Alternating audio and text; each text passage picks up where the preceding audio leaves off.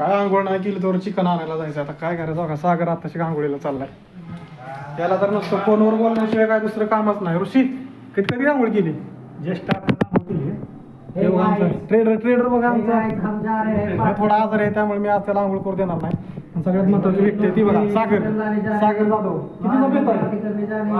5 किलोचा बेत आहे. 5 किलोचा. तुम्हाला दाखवतो चिकनचं दुकान. थांबा, तेवढा देत चला. Chicken chicken chicken